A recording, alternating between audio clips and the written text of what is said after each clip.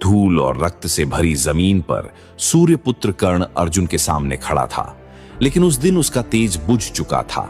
उसका रथ धरती में धंस गया था, उसके दिव्यास्त्र भुला दिए गए थे और उसके हाथ खाली थे। उसने अर्जुन की ओर देखकर कहा, पार्थ, युद्ध के नियम कहते हैं कि जब योद्धा निःशस्त्र हो तब उस पर प्रहार नहीं किया जाता। मुझे एक क्षण दो ताकि मैं अपना रथ निकालकर फिर से युद्ध कर सकूं। उस क्षण अर्जुन के हाथ कांप उठे।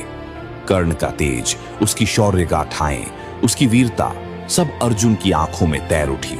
अर्जुन ठिठक गया, उसका धनुष झुकने लगा, लेकिन तभी कृष्ण की वाणी गूंजी, पार्थ, स्मरण करो, यही वही कर्ण है जिसने द्रौपदी के चीरहरण पर मौन रहकर अधर्म का साथ दिया।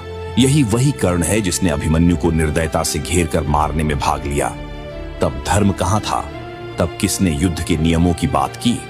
कृष्ण की आवाज रणभूमि पर गूंज रही थी। कर्ण ने जब जब अधर्म का साथ दिया, उसने खुद अपने भाग्य की डोर काट दी। आज जो हो रहा है वो किसी और की साजिश नहीं, ये उसके कर्मों का फल है। धर्म केवल उन्हीं के साथ खड़ा होता है जिन्होंने उसे निभाया हो। अर्जुन की आंखों में संकल्प जागा। उसने गांडीव उठाया और एक ही क्षण में बाण कर्ण के हृदय को भेदता हुआ निकल गया। सूर्यपुत्र कर्ण रणभूमि पर निःशब्द गिर पड़ा। उसका अंत हुआ, लेकिन उसके साथ ही महाभारत ने हमें सबसे बड़ा सबक दिया।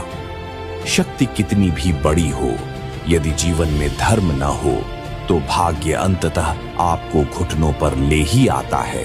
दोस्तों, यही थे कर्ण की मृत्यु के पीछे छिपे कुछ रहस्य।